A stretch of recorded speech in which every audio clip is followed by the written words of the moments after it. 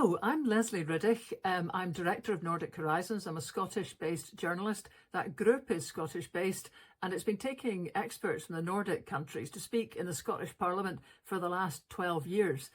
This is the first of the Nordic Matters videos.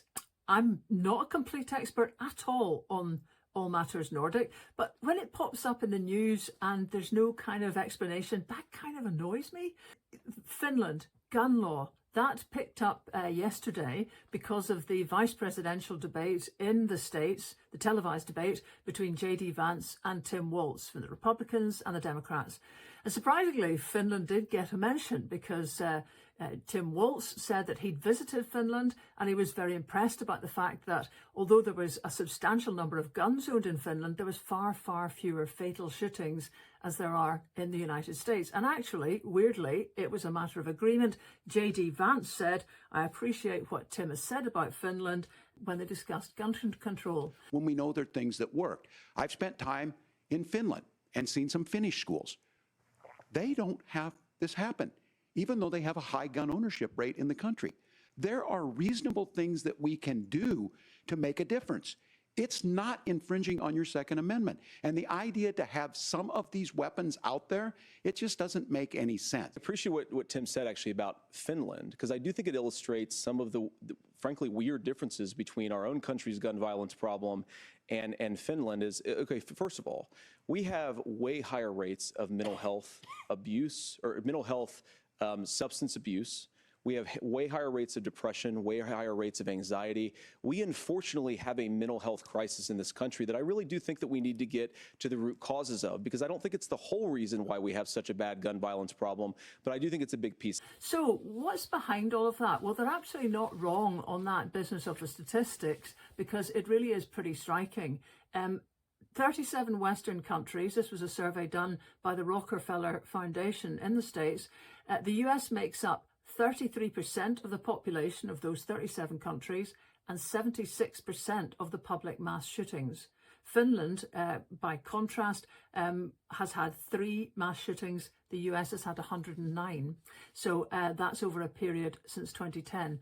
Now, actually, however, the Finns have had school shootings. They had one in 2007, one in 2008, and they tightened up their gun laws right in the aftermath of that, so that you could only get a pistol license if you had a 2-year period of documented active pistol shooting hobbies, and only if you were 20 years or older. They've tightened up their gun laws, but the point still remains that in Finland, 650,000 people out of a population of about 5 million have at least one permit for a gun, and that means 12% of the Finns own a firearm. Astonishingly, I discover that's actually pretty similar to Sweden, France, Canada and Germany. Why? Well, hunting is a tradition in all these Nordic countries, but also for the Finns. They went to defend themselves in 1939 and 1941 against incursions by the Russians, by the Red Army, during the beginnings of the Second World War. In fact, at one point, 1/3 of the entire Finnish population was in that army, many of them hiding out for months in the winter, in the forests, which absolutely cover Finland. And they are on record as the only country that has actually pushed the Red Army back. Of course, history developed otherwise, but that tradition, similar in Estonia, actually with the Forest Brothers, that really endured, and so many people still have weapons and a kind of hunting tradition that's developed since then. But the biggest thing to say, I think, about Finland and why it's got a different attitude towards guns and gun violence is one other thing that actually doesn't get enough publicity, and it is cooperatives. Now, you might think, what has that got to do with it? But Finns have built, after a terrible civil war in 1917, Finns have built an incredibly mutual and cooperative society. And actually that started in the 1890s when Finland was still an archduchy of Russia. They were ruled by Russia, if you like. Political activity was banned, and the only way people could meet was in civic sort of groupings like cooperatives. So that meant all the energy that might otherwise have gone into independence campaigning in the open, that went into creating cooperatives. 1901, the Cooperative Act in Finland, and soon after that, practically everything developed as a cooperative instead of a sort of competitive commercial type of delivery. It's not everything, but by gum, it's a lot. I mean, if you just run through the kinds of things, there are 2/5 of Finnish electricity is delivered without any profit, just at production costs. 80% of meat, 90% of milk.